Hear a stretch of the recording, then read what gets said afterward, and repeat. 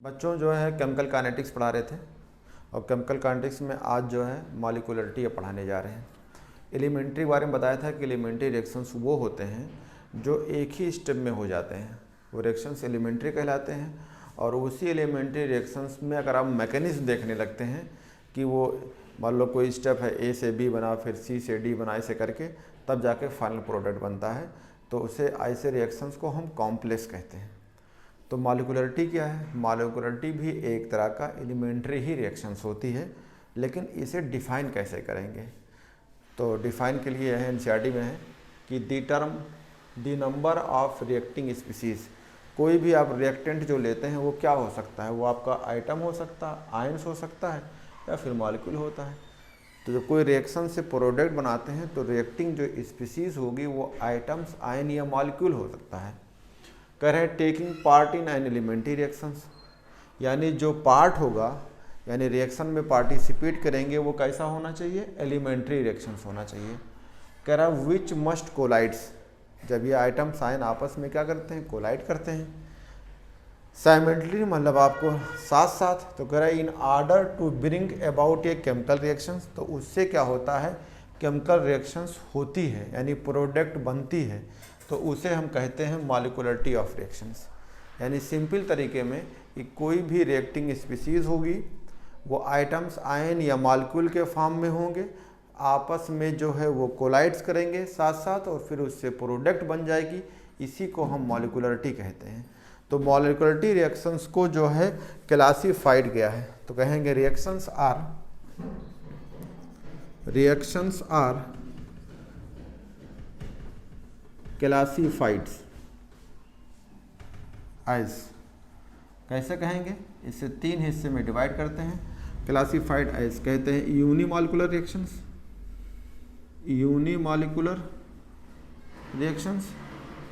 या इसे बोलते हैं बाईमॉलिक्यूलर रिएक्शंस, या इसे बोलते हैं ट्राईमॉलिक्यूलर रिएक्शंस। बच्चों जो है रिएक्शंस को तीन हिस्सों में क्लासिफाइड की जाती है, यानी अगर रिएक्शंस आर क्लासिफाइड तो उसे बोलते हैं यूनिमॉलिक्यूलर रिएक्शंस, या बाईमॉलिक्यूलर, या ट्राईमॉलिक्यूलर। अब आपको बताने जा रहे हैं कि यूनिमॉलिक्यूलर क्या होता है, यानी एक ही रिएक्टिंग स्पीसीज हो और उससे क्या हो? प्रोडक्ट बन जाए, यानी एक ही स्टेप में हो जाए। रिएक्टिंग स्पीसीज जो है सिर्फ एक हो, कह रहे तो इसको डिस्कस करते हैं।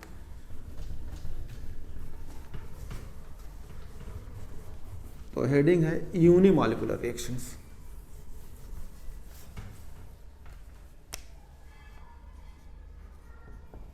यूनिमॉलिक्यूलर रिएक्शंस, इसमें क्या होगा? सिर्फ एक ही स्पीसीज जो है पार्टिसिपेट करेगी। अगर एनसीईआरटी में आप जाएंगे, ठीक है, कहेंगे व्हेन वन रिएक्टिंग स्पीसीज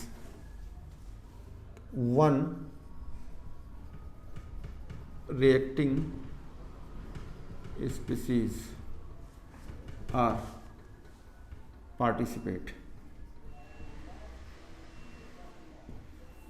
जैसे एनसीईआरटी एग्जाम्पल में जाएंगे तो ये दिया है अमोनियम नाइट्राइड्स NH4NO2, तो इससे क्या हो जाएगा? इससे टूट जाएगा तो बनेगा आपका N2 प्लस बनेगा H2। तो दो है, इसे मल्टीप्लाई कर दीजिए, ये हो जाएगा। तो यही चीज़ें, यही क्वेश्चन से एक बार आया था 2019 में कि आपको बनाना था कि नाइट्रोजन कैसे, किस किस रिएक्शन से नाइट्रोजन को प्रिपेयर किया जाता है। तो ये क्वेश्चन कुछ दूसरा था, लेकिन यहाँ पे जो है एक ही स्पीसीज़ है, यानी one reacting species are participate, एक ही रिएक्टिंग स्पीसीज है, तो इसे बोलेंगे यूनिमॉलिक्यूलर रिएक्शंस। अगर जो है दूसरा देखते हैं तो उसे कहेंगे बाईमॉलिक्यूलर रिएक्शंस। बाईमॉलिक्यूलर रिएक्शंस मतलब इसमें क्या बोलेंगे? कहेंगे two reacting species are participate. ठीक है, कितने होंगे? दो, तो कहेंगे टू रिएक्टिंग स्पीसीज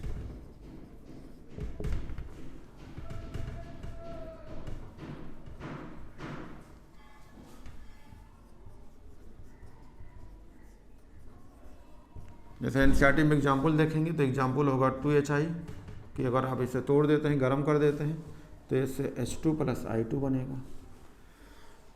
अगर अगला एग्जाम्पल देखते हैं ट्राई मॉलिक्यूलर रिएक्शंस, अगर आप ट्राई मॉलिक्यूलर में लेते हैं तो टेकिंग स्पीसीज कितने होंगे? 3, तो कहेंगे 3 रिएक्टिंग स्पीसीज आर पार्टिसिपेट।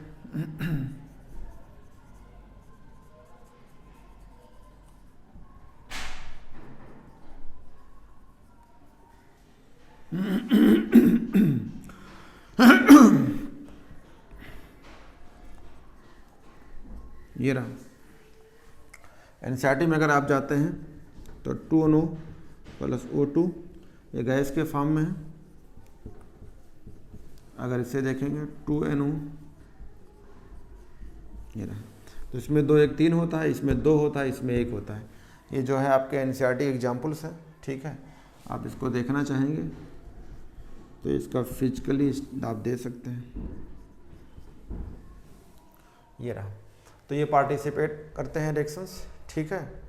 और जो है ये हो जाता है यूनिमॉलिक्यूलर रिएक्शंस, बाईमॉलिक्यूलर रिएक्शन बच्चों, और ट्राईमॉलिक्यूलर रिएक्शंस ये होते हैं। आप एनसीईआरटी में जाके देखेंगे तो लिखा होता है कि अगर आप जो है 3, जैसे 3 है, अगर आप 3 से जाता है तो ये रिएक्शंस जो है ट्राईमॉलिक्यूलर रिएक्शंस तक तो आप देखते हैं, फिर भी ये रिएक्शन स्लो होती हैं। लेकिन अगर आप इससे ऊपर जाते हैं, यानी और भी रिएक्शंस आप ले लेते हैं जिसमें कई सारे मॉलिक्यूल स्पीसीज मतलब पार्टिसिपेट करते हैं, यानी स्पीसीज में, जैसे एग्जांपल में एनसीईआरटी दिया है, एनसीईआरटी में दिया है तो उसमें 10 लोग पार्टिसिपेट किए हैं, तो जो मॉलिक्यूलरिटी आप कहेंगे तो कहेंगे 10 होंगे। तो ऐसे क्वेश्चंस बहुत रेयर होते हैं और रिएक्शंस बहुत स्लो हो जाती है। तो एनसीईआरटी पे देखते हैं कि जो है इनकी जो है इसके आगे जो है अगर 3 बच्चों, ये एनसीईआरटी का लैंग्वेज है, मैंने उठा के एनसीईआरटी का लैंग्वेज लिख दिया है इसको। मैं इसको समझाता हूँ। क्या लिखा है? कह रहा the probability that more than 3 molecules can collides. अभी पढ़ाया था आपको ट्राई मॉलिक्यूलरिटी यानी ट्राई मॉलिक्यूलर रिएक्शंस, तो वही है कि अगर कह रहा है कि probability then more than 3 molecules, अगर 3 से ज़्यादा मॉलिक्यूल्स क्या कर रहे हैं? कोलाइड्स कर रहे हैं and react simultaneously is very smalls. अगर ये साथ साथ रिएक्शन कर रहे हैं तो कह रहे हैं ऐसा बहुत कम होता है, बहुत स्मॉल होती है, बहुत कम होता है reactions. Hence reactions with the molecularity 3 are very rare. ये भी कहा गया कि अगर आपकी मॉलिक्यूलरिटी 3 है तो ये भी देखा गया है कि बहुत कम होता है, वेरी रेयर्स। तो यानी 3 देखते हैं, 3 ट्राई मॉलिक्यूलर रिएक्शंस ये भी बहुत कम होते हैं। और अगर 3 से ज़्यादा कोई रिएक्शंस होती है तो कहते हैं कि वो रिएक्शंस जो है प्रोबेबिलिटी नहीं है, यानी संभावना नहीं होती है, ठीक है। और कह रहे हैं कि अगर आप आगे लिखा एंड स्लो टू प्रोसीड, ऐसा देखा जाए कि मॉलिक्यूलरिटी 3 हो या 3 से ज़्यादा होगा तो ये बहुत स्लो होती है। तो आप सिंपली जानिए कि जो ट्राई मॉलिक्यूलर रिएक्शंस होते हैं उनकी जो है आप कह सकते हैं कि बहुत कम होती है, वेरी स्मॉल होती है। और अगर 3 से ज़्यादा होती है तो ये भी कह सकते हैं। यहाँ तक कि ये बोल दिया कि देखो यहाँ पे बोला रियर, यानी बहुत कम होती है, रियर। लेकिन 3 से ज़्यादा अगर देखते हैं तो ये संभावना नहीं होती है। अगर आपस में जो टकराव होगी वो टकराव अच्छी तरीके से नहीं होती है, और उसके बाद जो है बहुत स्मॉल प्रोसेस होगी, बहुत स्लो होगी। तो ये चीज़ें अब अगर आप कहते हैं कि जो है रिएक्शंस देखी जाए, करेक्ट, कॉम्प्लेक्स रिएक्शंस इन्वॉल्विंग मोर देन 3 मॉलिक्यूल्स। अगर कोई कॉम्प्लेक्स रिएक्शन होती है तो उसमें जो रिएक्शंस होगी मॉलिक्यूल उसमें मोर देन 3 होते हैं। कोई कॉम्प्लेक्स रिएक्शन है जिसमें बहुत सारे इन्वॉल्व होते हैं। कह रहा है in the stoichiometric equation must takes place more than 1 step. तो उसमें अगर कोई जो है कॉम्प्लेक्स रिएक्शन है तो उसमें मॉलिक्यूल जो होंगे 3 से ज़्यादा होंगे, और जो उसमें नंबर्स जो लिखे होते हैं स्टीचियोमेट्रिक इक्वेशंस का मतलब जो नंबर लिखे होते हैं must take place more than 1 step, तो 1 स्टेप से ज़्यादा होती है। जैसे आपके एग्जाम्पल लिखा हुआ है, अगर इसमें आप देखा जाए तो कितने मॉलिक्यूल है? 1 मॉलिक्यूल ये, 6 मॉलिक्यूल ये, 3 मॉलिक्यूल यानी 6 3 9 1 10 मॉलिक्यूल अगर ये जो है मिला के ये रिएक्शंस हुई होगी। तो आप इसमें अगर कहेंगे तो कहेंगे 10 मॉलिक्यूल्स हैं, यानी मॉलिक्यूलरिटी किसका इसका है? 10 है। ठीक है। अगर एक्चुअली में इसको तो कई स्टेप में रिएक्शंस हुआ होगा, और इस स्टेप के रिएक्शंस को अगर आप देखेंगे तो पता चलेगा ये सेकंड ऑर्डर रिएक्शंस है। कौन सा ऑर्डर होगा? सेकंड ऑर्डर रिएक्शन है, ऑर्डर ऑफ रिएक्शन इसका सेकंड होगा। लेकिन इसकी मॉलिक्यूलरिटी कितना है? जितने रिएक्टिंग स्पीसीज जोड़ लो तो मॉलिक्यूलरिटी इसकी हो जाएगी 10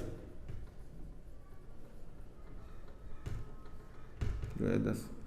तो ऐसे रिएक्शंस जो हैं कई स्टेप में होते हैं।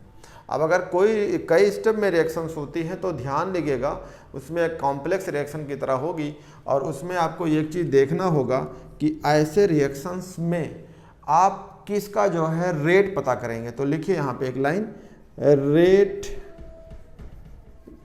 Determining step are. कौन सा होगा? Slow step. जो उसमें कई से रिएक्शंस होंगे लिखे होंगे, उसमें आपको रेट पता करना होगा। तो ऐसे में जो है जो स्लो स्टेप वाला होगा उसी से आप रेट पता करते हैं। फास्ट स्टेप्स वाले से रेट नहीं पता करते हैं, स्लो स्टेप से रेट पता करते हैं। तो ये बच्चों हुआ कि अगर आप मॉलिक्यूलरिटी 3 है तो वो वाली जो 3 वाली होती है, अगर 3 तक देखते हैं तो ये भी क्या होती है? रेयर होती है, स्लो होती है। 3 से अगर ज़्यादा होती है तो अगर देखा जाए तो उसमें क्या होगा? ये भी होती है लेकिन बहुत स्मॉल में होती है। तो आप जैसे ये मॉलिक्यूलरिटी देख लीजिए, 3 से ज़्यादा थी तो इस कई स्टेप में रिएक्शन होगी, इसे कॉम्प्लेक्स कहेंगे। इनमें अगर कॉम्प्लेक्स में जो स्लो स्टेप होगा उससे आप ऑर्डर पता करेंगे, और ऑर्डर जो निकल के आएगा वो सेकंड ऑर्डर रिएक्शंस होगा। तो ये बातें एनसीईआरटी में लिखी हुई थी, और एनसीईआरटी में आपके पेज नंबर जो हैं 102 पे दिया हुआ है। ये लिखा हुआ है कि दिस रिएक्शन, इसके बारे में कह रहा है, this reactions which apparently seem to 10th orders. इसी को जो मॉलिक्यूलरिटी बोला है इसको बोल दिया है 10th ऑर्डर भी कहा है। जो 10 आया है इसको कह दिया है 10th ऑर्डर, ठीक है, इसको बोल दिया है 10th ऑर्डर। कह रहा है इस एक्चुअली ए सेकंड ऑर्डर रिएक्शन है। देखने में 10 लगता है तो 10 कह दिया मॉलिक्यूलरिटी, लेकिन एक्चुअली में सेकंड ऑर्डर रिएक्शंस है। तो ऐसे कई स्टेप में रिएक्शंस होते हैं। तो इस स्टेप को जो है आपको देखना होगा कि स्लो स्टेप क्या है। इसमें एक एग्जाम्पल है, इसको मिटाता हूं बच्चों, और एक बार फिर जैसे H2O2 लेते हैं एग्जाम्पल के तौर पे, और इसके बारे में बताते हैं। तो एनसीईआरटी किताब मेरे हाथ में है और इसको एग्जाम्पल मैं ले लेता हूँ। तो एग्जाम्पल के तौर पे आपका है H2O2, ठीक है। तो ये रहा। तो अगर आप H2O2 लेते हैं, इनको अगर आप तोड़ देते हैं, iodide ion in the presence of alkali medium, या एल्कली लिया है, एल्कलाइन कह सकते हैं, एल्कलाइन मीडियम यानी बेसिक मीडियम कह सकते हैं। तो इससे टूट जाएगा तो आपका H2O और प्लस O2 बन जाता है।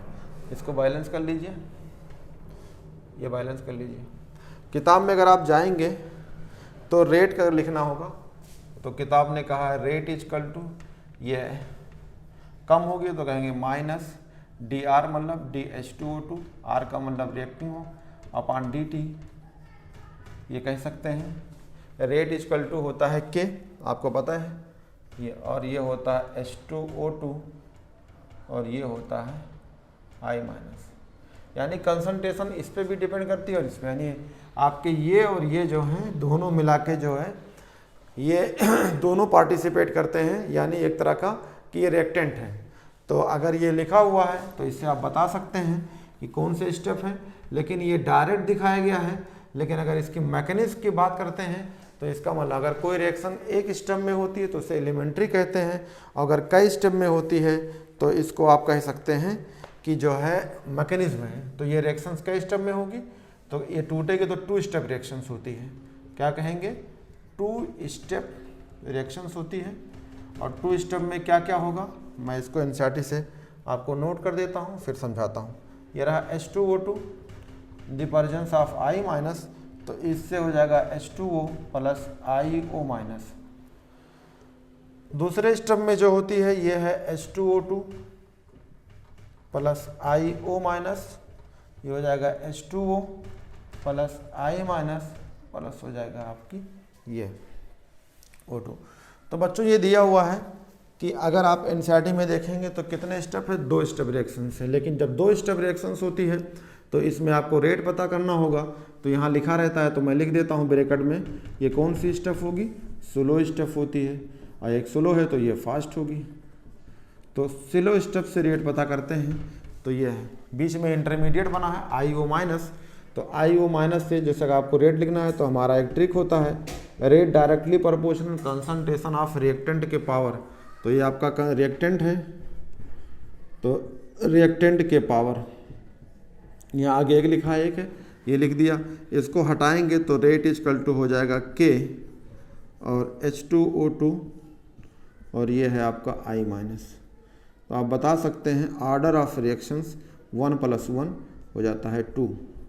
तो अगर कोई भी रिएक्शंस को आप रिप्रेजेंट कर देते हैं, लिख देते हैं, तो उससे हमें ऑर्डर ऑफ रिएक्शन मालूम हो जाती है, और इससे हमें ऑर्डर ऑफ रिएक्शंस पता हो गया कि ऑर्डर ऑफ रिएक्शंस ऐसे पता होती है। ठीक है बच्चों, तो अगर इन सब चीज़ों से आपको कुछ कंक्लूजन निकलेगी, वो एनसीईआरटी में दिया है, तो आप ये देख लेते हैं H2O2 टूटा, एक ही स्टेप में टूटा है, तो इसे बोलेंगे एलिमेंट्री है। लेकिन अगर हम देखते हैं उस एलिमेंट्री रिएक्शंस में कई स्टेप में हुआ है, यानी सीक्वेंस में हुआ है, तो पहले ये रहा होगा, इसका इंटरमीडिएट बना होगा, फिर इसका इंटरमीडिएट H2O2 के साथ फिर रिएक्शन करके टूटा होगा, यानी 2 स्टेप रिएक्शंस है। जो स्टेप स्लो होता है उससे रेट पता करते हैं, तो ये वाला स्लो था तो हमने इससे रेट पता करके आपको ऑर्डर ऑफ रिएक्शंस निकाल दिया। तो ये H2O2 था, एल्कलाइन मीडियम में आपका ये रिएक्शन था। अब एनसीईआरटी में अगर हम जाते हैं इस बात को लेके, और अगर हम आप चीज़ को देखते हैं तो इससे कुछ कंक्लूजन मिलता है। तो बच्चों इसको मिटाता हूँ और इस पे मैं आता हूँ कि इसका कंक्लूजन्स क्या है।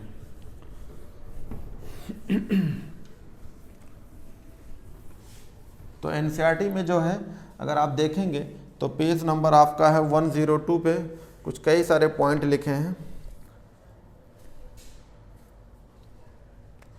तो कंक्लूड क्या है, द फॉलोइंग कंक्लूजन, इससे पूरा पढ़ने से कंक्लूजन्स क्या रहा।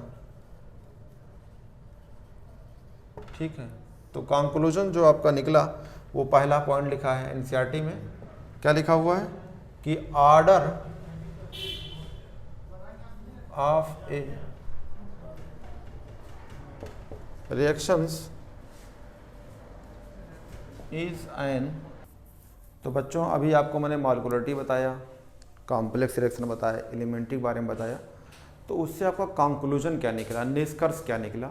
तो निष्कर्ष जानते हैं, क्योंकि ये पॉइंट इंपॉर्टेंट है, और ये जो पॉइंट है फर्स्ट सेकंड थर्ड ये एनसीईआरटी का ही लाइन है, मैंने लिख के आपको समझा रहा हूँ। क्या है, कह रहा है order of reaction is an experimental quantity, यानी ऑर्डर ऑफ रिएक्शन कैसा हुआ है, एक्सपेरिमेंट करके देखा गया है, तो इसे आप क्या बोलेंगे, एक्सपेरिमेंटल क्वांटिटी है।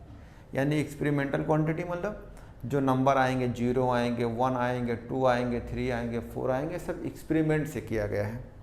यहाँ तक कि फ्रैक्शंस में आएंगे, 3/2 है, यानी 3/2 है, 5/2 है, ऐसे करके, इसी को 1.5 कहेंगे, 2 ऐसे करके जो होंगे ये एक्सपेरिमेंट से हैं।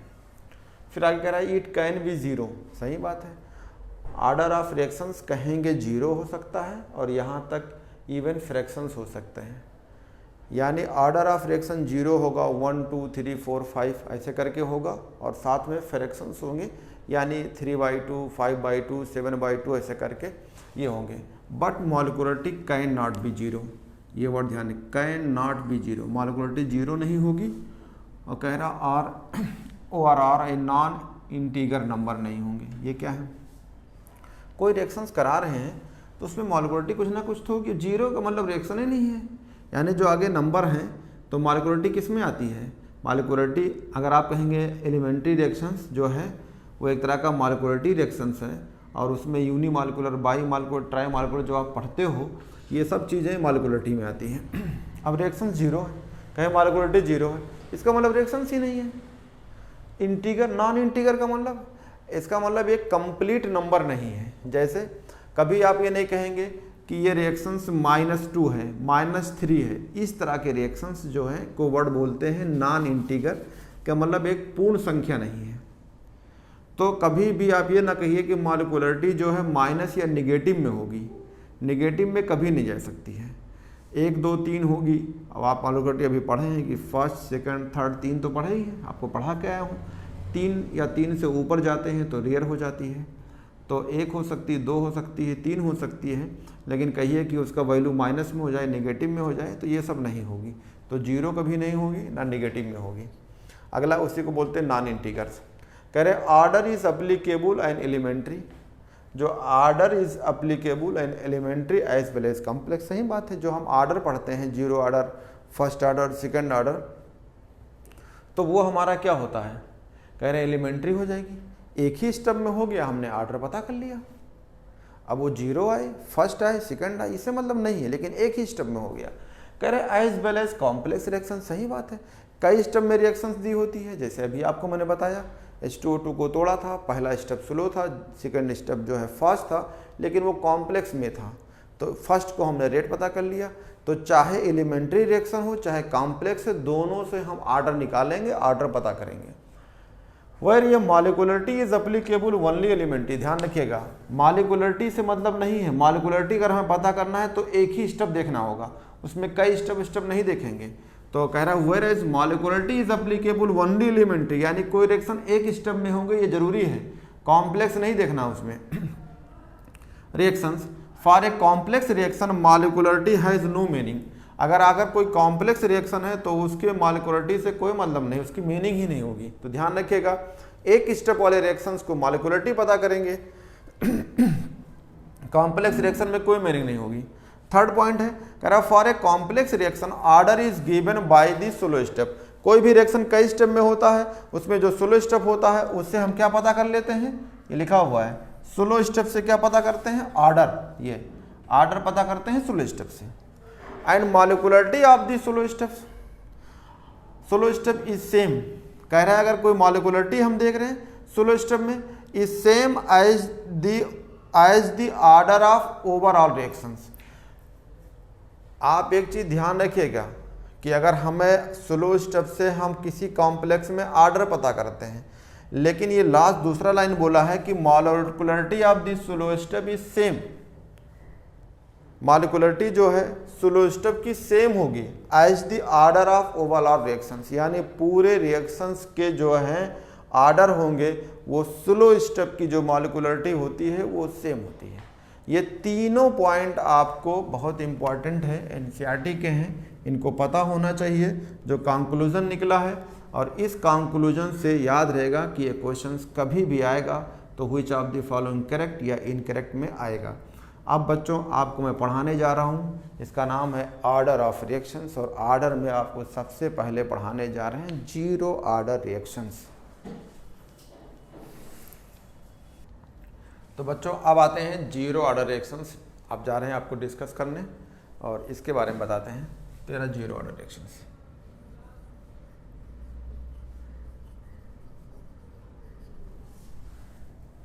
ठीक है, 0 ऑर्डर रिएक्शंस। तो कोई भी रिएक्टिंग स्पीसीज होगी, इससे होगा R, इससे बन जाएगा प्रोडक्ट्स, यानी रिएक्टेंट्स है और ये प्रोडक्ट। अगर ये एक चीज़ ध्यान रखिएगा, कभी भी हमारा ये ट्रिक है, rate directly proportional concentration of reactant के पावर। ये रहा rate directly proportional concentration of reactant के पावर। तो पावर मान लो हमने n कर दिया, तो आप पढ़ क्या रहे हैं, n बराबर क्या है आपका 0, तो यहाँ 0 रखेंगे। तो ये रेट जब हटेगी तो आप क्या कहेंगे, प्रोपोर्शनल हटाएंगे, इससे कहेंगे के, और r के पावर क्या हो जाएगा 0, क्योंकि जो आप पढ़ने जा रहे हैं वो 0 ऑर्डर पढ़ने जा रहे हैं, यानी n बराबर 0 है। तो यहाँ भी लिख सकते हैं n बराबर 0 है। अगर इसे r को रेट के फॉर्म में लिखें तो कहेंगे minus dr upon dt equal to कहेंगे k, और किसी के पावर अगर कोई वैल्यू 0 होती है तो वो वैल्यू मैथ में 1 कहलाती है, तो मैथ हो जाएगी। इसको इधर अगर आप मल्टीप्लाई कर देंगे तो माइनस dr ये होगा k dt। अगर आप दोनों तरफ इंटीग्रेट कर दीजिए तो कहेंगे integration on both sides, integrations on कहाँ पे, बोथ साइड, दोनों तरफ। तो दोनों तरफ इंटीग्रेट कर देंगे तो ये इंटीग्रेशंस कहलाती है। पहले तो एक काम करिए, माइनस को दोनों तरफ डिवाइड कर देंगे, जो माइनस डिवाइड कर देंगे इंटीग्रेट कर दीजिए, दोनों तरफ माइनस से डिवाइड कर दीजिए। तो माइनस से डिवाइड करेंगे तो ये क्या कहलाएगा, डी आर इंटीग्रेशंस रहेगा, और ये हो जाएगा माइनस के डी टी इंटीग्रेशंस में। ठीक है, अगर ये रूल है, क्या रूल है, अगर डी आर है तो यहाँ बचेगा आर, और ये हो जाएगा माइनस के, और ये टी हट जाएगा तो हो जाएगा के टी, ये आया, तो हो जाएगा आर माइनस के टी। ध्यान रखिएगा बच्चों कि अगर हम यहाँ पे प्लस आई कर दें या सी कर दें, प्लस आई कहते हैं या कुछ लोग सी कहते हैं, इसे बोलते हैं इंटीग्रेशन कांस्टेंट्स, इंटीग्रेशंस कांस्टेंट। तो इंटीग्रेशन कांस्टेंट कर दिया। अगर हम एक चीज़, एक स्टेप मान लें कि अगर शुरुआत की कहानी है कि अगर t बराबर 0 होगा तो जो है इनिशियल में जो वैल्यू हमारी होती है वो क्या कहलाती है, t बराबर 0, तो ये r क्या कहलाता है, शुरुआत में r नॉट कहलाता है। तो इसको रखते हैं, अगर इसको रखा जाए तो अगर इसमें रखेंगे तो t = 0 होगा, तो r जगह पे क्या होगा, r नॉट होगा। ध्यान देना, r नॉट = माइनस के इंटू टी = क्या होगी, समय 0 है और ये प्लस आई है, तो आपका i = क्या निकल के आएगा, r नॉट के। बच्चों इसको जो है अगर आप स्क्रीनशॉट लेना है तो ले लीजिए, मैं जो है आगे देखता हूँ। या फिर जो है इसको n बराबर 0 है तो मैं यहाँ लिख देता हूँ कि आर्डर अगर हम n बराबर 0 निकालने हैं तो ये रहा, इसको मैं आगे चलता हूँ, वहाँ पे कर देता हूँ। तो ये आपका i = क्या आ गया, r नॉट के। तो जो पहला इक्वेशन था इस पे रखिए, तो आपका है ये r, ये हो जाएगा माइनस के टी, और ये हो जाएगा i के जगह क्या हो जाएगा, ये आपका आ जाएगा r नॉट के, ये आपका हो जाएगा। अगर जो है इस पे ग्राफ देखना चाहते हैं तो ग्राफ कर सकते हैं। अगर कहा जाए y = mx प्लस सी, या इसको i, सी भी कह सकते हैं या इसको i कह सकते हैं। तो अगर आप ग्राफ देखेंगे तो आपका ग्राफ हो जाएगा, ये आपका x एक्सिस पे है जिसमें टाइम लिया गया है t, ये टाइम है जो आपका t है, और जो ये है आपका ये इधर जो लेंगे ये y है, y एक्सिस का मतलब है r है, यानी कंसंट्रेशन हाफ रिएक्टेंट के है। तो बच्चों एक ग्राफ देखते हैं, इसमें ग्राफ जो है आपका ये है, अगर ये y एक्सिस है तो ये आपका y एक्सिस है और ये x एक्सिस। तो ये देखो जो r है ये आपका कंसंट्रेशन ऑफ रिएक्टेंट है, ठीक है। तो इसे बोलेंगे इस वाले लाइन को कि कंसंट्रेशन ऑफ रिएक्टेंट, ठीक है। तो concentration of reactant means r, और ये वाला जो है समय यानी टाइम के लिए है, तो जो आपका टाइम है वो t है। देखो ये ग्राफ जो देखेंगे तो ये कहीं ना कहीं से इंटरसेप्ट हुआ होगा, तो मान लो इंटरसेप्ट आपका ये कटा है ये ग्राफ, तो इंटरसेप्ट कितना हो गया, यही हो गया आपका, ये तो r हो गया, और इतना कटा है ये, यहाँ से यहाँ तक ये इंटरसेप्ट हो गया। तो यहाँ से जहाँ से कटा होता है उसी पे ये लिखा होता है r नॉट। लेकिन बच्चों ध्यान दीजिएगा, हम यहाँ पे लिख देते हैं इनिशियल का मतलब ये पूरा इंटरसेप्ट है आपका, ये पूरा आपका r नॉट है, लेकिन लिखा रहता है यहाँ पे ऊपर ये t रहता है।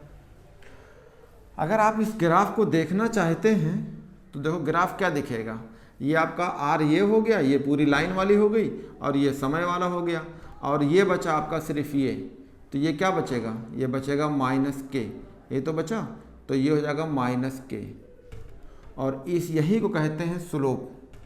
तो आप क्या कहेंगे, इसी को स्लोप कहेंगे। तो स्लोप कैसा आ गया, माइनस में आया, तो इसको क्या बोलेंगे, निगेटिव स्लोप है, तो ये कहेंगे निगेटिव स्लोप होती है, straight line with negative slope. ये लाइन कैसी हो जाएगी, स्ट्रेट लाइन है, और स्लोप कैसी है, निगेटिव है, तो कहेंगे negative slope with straight lines. तो अगर आप इसको जो है लेना चाहे तो स्क्रीनशॉट तो ले लीजिए, नहीं तो फिर मैं इसको मिटा के आगे चलता हूँ। ये रहा।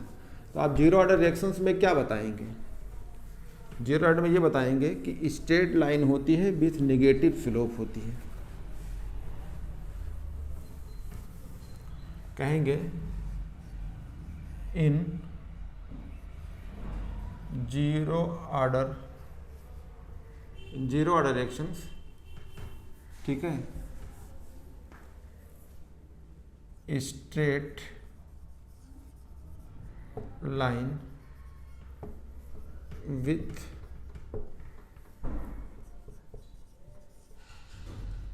Negative slope. जीरो डायरेक्शन में देखते हैं कि स्ट्रेट लाइन मिलती है और स्लोप नेगेटिव होती है, और ये चीज़ें आपकी यहाँ तक हुई। आगे देखते हैं, अगर ये आपका ग्राफ बन के आया था R इजकल टू माइनस के टी प्लस R0, अगर ये जो है इसको इधर रख लो तो आपका ये के टी हो जाएगा और ये R0 है माइनस R कहलाएगी। तो कंसंट्रेशन में ले लो, इसको भी कंसंट्रेशन में ले लेते हैं। तो जो है अगर आपको देखा जाए तो के इजकल टू क्या आएगा, तो के इजकल टू आएगा R0 minus R concentration upon T कहलाएगी, ये हो जाएगा। के क्या है? रेट कांस्टेंट है। टी क्या है बच्चों? समय है। तो आप कहेंगे के क्या है, तो के है आपका रेट कांस्टेंट।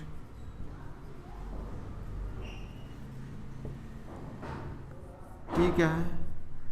टाइम है, ठीक है। R0 क्या है? इनिशियल कंसंट्रेशन, और R क्या है? Final concentration.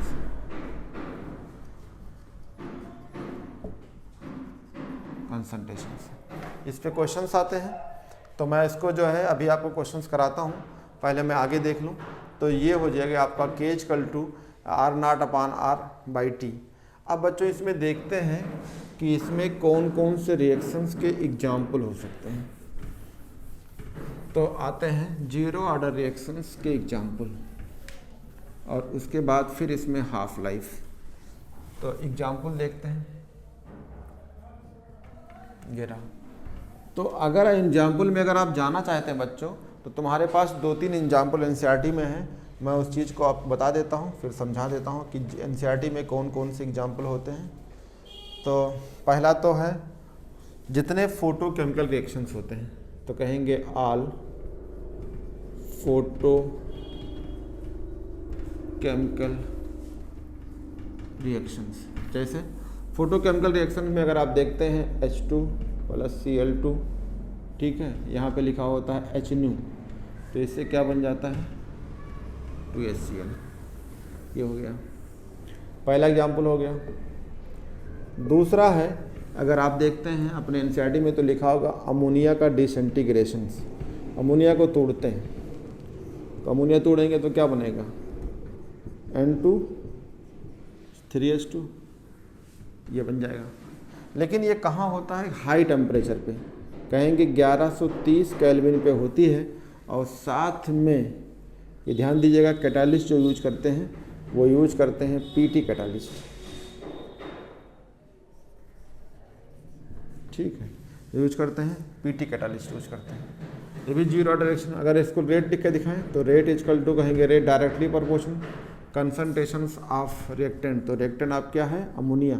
तो यहाँ अमोनिया के पावर 0 होगा, तो रेट इजकल टू हो जाएगा के, ये हो जाएगा अमोनिया के पावर 0, यानी अमोनिया जीरो ऑर्डर रिएक्शंस है। अगर आप जो है थर्ड एग्जाम्पल लेते हैं, ये सब एनसीईआरटी में एग्जाम्पल के हैं। थर्ड एग्जाम्पल में लेते हैं तो कहेंगे थर्मल डिकम्पोजिशंस ऑफ HI ऑन किसमें? गोल्ड का जो है सरफेस ले लीजिए, ऑन गोल्ड सरफेस। तो अगर HI लेते हैं गोल्ड का सरफेस हो यानी AU हो तो इससे टूट करके H2 + I2 बन जाएगा, ये रहा। तो भी ये 0 ऑर्डर में होगा। अगर इसका रेट लिखना चाहेंगे तो सेम ऐसे रहेगा, यानी रेट = K और HI के पावर यहाँ 0 होगी, 2 नहीं होगी। तो ये सब 0 ऑर्डर रिएक्शंस हैं। तो 0 ऑर्डर रिएक्शंस के एग्जाम्पल हो जाएंगे। बच्चों इसको स्क्रीनशॉट ले लीजिए, फिर आपको मैं पढ़ाता हूँ हाफ लाइफ क्या होता है। तो कहेंगे half life of the reactions, यानी 0 ऑर्डर के लिए हाफ लाइफ रिएक्शंस। स्क्रीनशॉट लीजिए, ठीक है बच्चों। तो half life of A reactions, किसी रिएक्शंस का जो है हाफ लाइफ क्या होगा। तो इसको डेफिनेशन लिख लेते हैं। It is the time in which concentration of reactant to it is the time in which the concentration of reactant to reduce half of the initial value। कोई चीज़ है उसमें जो समय लगा है, मान लो कोई R है, ये R क्या हो जाए, R/2 हो जाए, और इसमें जो समय लगेगा, जो यहाँ पे टाइम लगेगा, उसी को बोलते हैं हाफ लाइफ। यानी कोई चीज़ रखा है वो आधा हो जाए, टूट जाए, डिसइंटीग्रेट हो जाए, आधा हो जाए, उसमें जो समय लगेगा उसे बोल देंगे बच्चों हाफ लाइफ। जैसे मान लो ये पेन है, ये मार्कर है, ये मार्कर मैं लिया था, 10 सेकंड के बाद ये आधा हो गया, तो अपने का ये आधा हो जाए जिसमें जो समय लगेगा उसे बोलते हैं हाफ लाइफ। तो लिखा था it is the time in which concentration of reactant reduce to half of the initial value. Initial value का ये आधा हो जाती है तो उसे बोलते हैं हाफ लाइफ। जैसे हाफ लाइफ हम पढ़ने जा रहे हैं 0 ऑर्डर रिएक्शंस, तो आप कह सकते हैं हाफ लाइफ ऑफ किसका, 0 ऑर्डर रिएक्शंस, यानी 0 ऑर्डर रिएक्शंस का हाफ लाइफ क्या होगा। तो देखिए मान लीजिए कोई चीज़ है, यानी ये R है, ये क्या हो जाएगा, शुरू में R0 था, मतलब कोई चीज़ शुरू में ये कंसंट्रेशन R0 है, ये R0 क्या हो गया, जो ये R0 है आपका ये आधा हो जाए, तो उसमें जो समय लगेगी यानी T जो समय होगी वो T हाफ कहलाएगी। यानी शुरुआत का ये आधा हो गया, तो शुरू में R0 था, ये जो फाइनल होगा ये R होगा, उसमें जो समय था वो T हाफ कहलाएगा। तो जो फार्मूला हमने बनाया था उस पर रखिए, क्या फार्मूला आया था आपका, ये आया था K = R0 - R/T। तो इस T को इधर ले लेते हैं, तो T = हो जाएगा R0, तो ये R0 रहेगा, माइनस R कंसंट्रेशन अपान ये K हो जाएगा। तो यहाँ आपको बता देते हैं क्या हो जाएगा। जो T है, अगर हाफ लाइफ पढ़ते हैं तो यहाँ क्या कहेंगे, T हाफ। तो बच्चों इसे कहेंगे T हाफ = R0 है, तो ये R0 ऐसे ही रहेगा, माइनस R के जगह क्या लिखेंगे, R0/2, और ये जगह K। तो इसको सॉल्व करेंगे तो क्या हो जाएगा, ये जगह 2R0 माइनस R0, और ये पाएगा तो ये ऊपर बचेगा सिर्फ R0। तो कहेंगे R0/2K, ये कहलाएगा हाफ लाइफ, ये आपका हाफ लाइफ कहलाएगा। यानी बच्चों हाफ लाइफ जो है आप देख सकते हैं अच्छी तरीके से कि डायरेक्टली प्रोपोर्शनल किसके हैं, कंसंट्रेशंस के। तो आप कह सकते हैं हाफ लाइफ यहाँ पे डायरेक्टली प्रोपोर्शनल किसके हैं, कंसंट्रेशंस के। जैसे जैसे कंसंट्रेशन इनिशियल बढ़ाएंगे तो हाफ लाइफ क्या होगी, बढ़ती जाएगी। तो ध्यान दीजिएगा बच्चों इस चीज़ों को, ठीक है। अब अगर स्क्रीनशॉट लेना हो तो ले लीजिए, मैं आगे चलता हूँ, इसको बताता हूँ। तो ये हो गया आपका हाफ लाइफ, ठीक है। अगर हाफ लाइफ और कंसंट्रेशंस में अगर आप ग्राफ बनाते हैं तो ये रहा,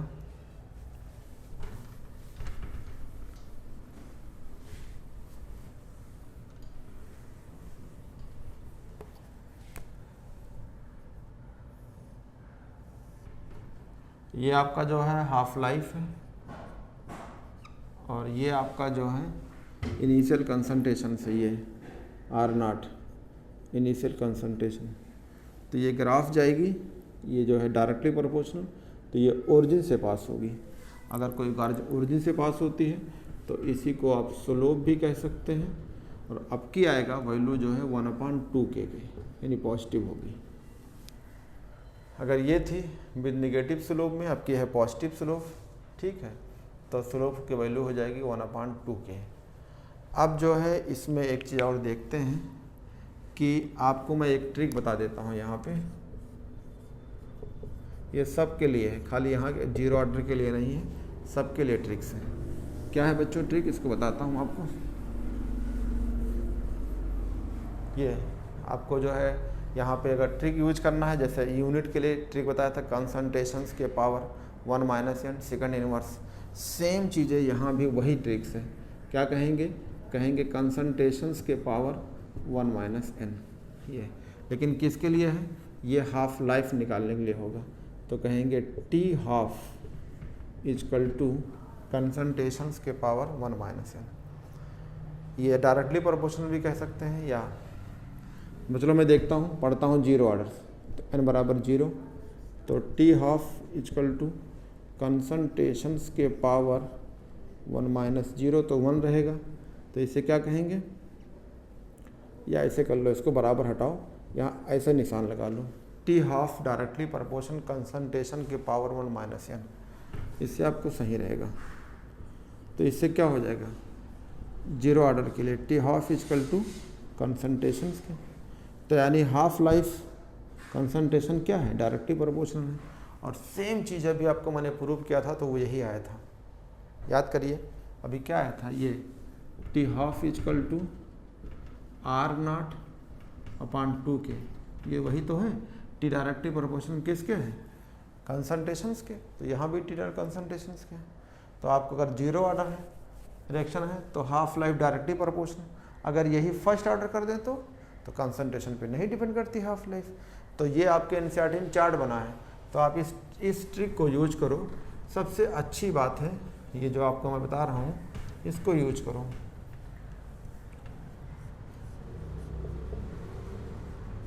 इस ट्रिक को यूज करो, ये T half directly proportional concentration के पावर 1 - n, और इस पे देख लीजिए कौन सा ऑर्डर रिएक्शन है, वो ये हो जाएगा। तो बच्चों ये जो है आपका जो है जीरो ऑर्डर रिएक्शंस हो गया है। अब आपको मैं बताने जा रहा हूँ जो होगा फर्स्ट ऑर्डर रिएक्शंस जो है।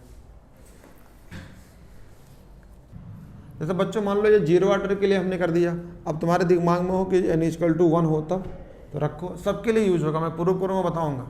तो आपने क्या लिखा, ये लिखा T half directly proportional concentrations के पावर क्या लिखेंगे 1 - 1, तो क्या आ गई 0।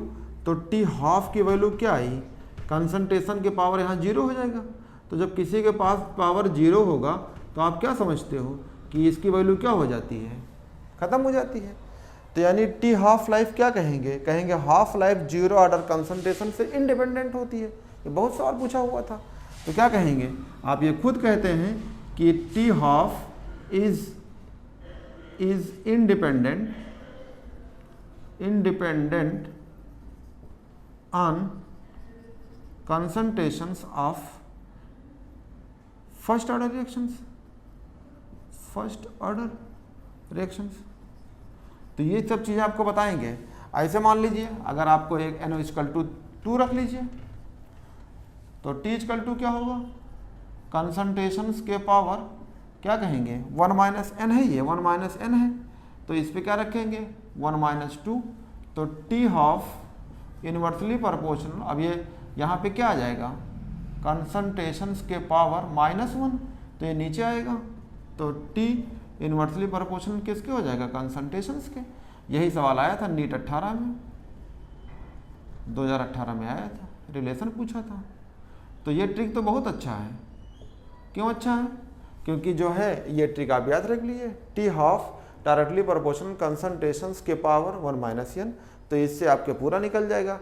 जैसे वहाँ बताया था K के बारे में, कंसंट्रेशन के पावर 1 - n और सेकंड इनवर्स, तो उससे के जो है रेट कांस्टेंट के साथ यूनिट पता हो जाती थी। तो बच्चों अगले वीडियो में जो आपको बताएंगे वो बताएंगे फर्स्ट ऑर्डर रिएक्शंस।